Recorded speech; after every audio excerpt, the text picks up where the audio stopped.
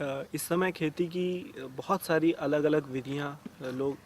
इस्तेमाल कर रहे हैं और कुछ लोग विकसित भी कर रहे हैं। तो हमारे देश में और हमारे देश के बाहर भी अन्य देशों में खेती को लेके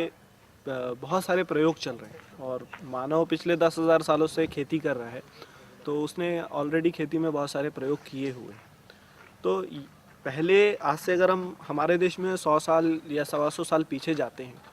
तो तब इसी तरह से खेती होती थी कि बाहर से कुछ आता नहीं था गाँव में, गाँव के ही साधनों से खेती की जाती थी।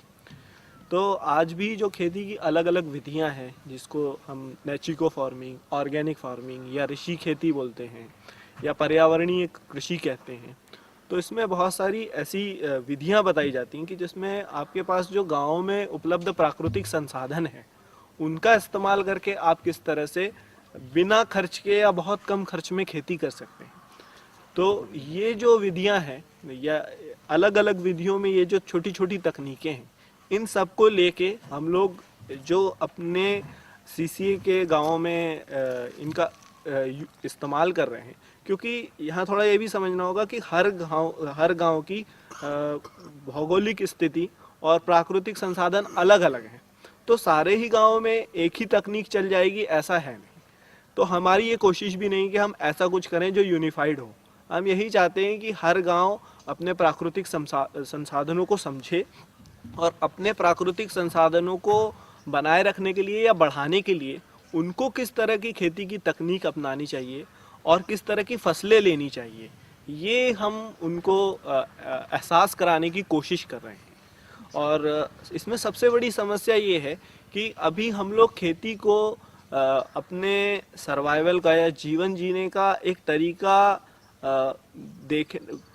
मानते हैं, समझते हैं, लेकिन वो कहीं सबकॉन्शियस माइंड में चला गया। कॉन्शियस माइंड में ये हो गया कि खेती एक लाइवलीहुड है, ये पैसा बनाने का एक साधन है। और ये जो एक दृष्टिकोण बदला है, आज से 100 साल पहले खेती इस दृष्टिकोण से होती थी कि हम ठीक तरह से जी सकें, हमारी अगली पीढ़ियां ठीक तरह से जी सकें। वो एक जो शाश्वत समझ थी और सोच थी, तो उस ढंग से खेती करना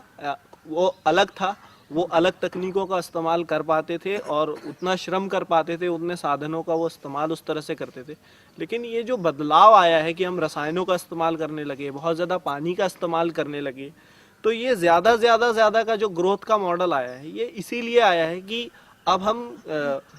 खेती को एक रोजगार का माध्यम देखते हैं, पैसा कमाने का माध्यम देखते हैं, और पैसा बढ़ाने के लिए जो कुछ भी करना पड़े वो सब करते हैं।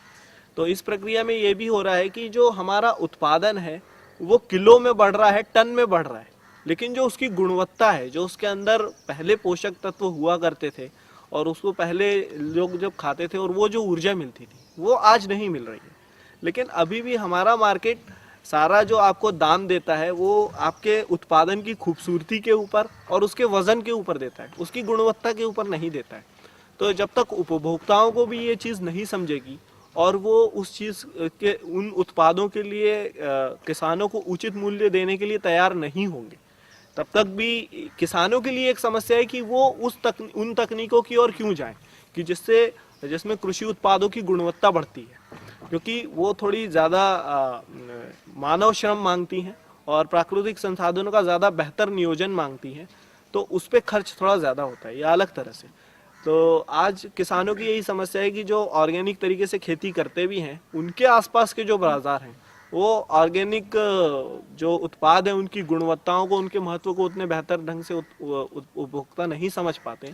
तो वो उनको वहाँ पे उसका उचित मूल्य नहीं दे पाते। इस वजह से किसान ऑर्गेनिक फार्मिंग की तरफ या तो जाना नहीं चाहता या जाके भी लौट के वापस रासायनिक फार्मिंग की तरफ आता है।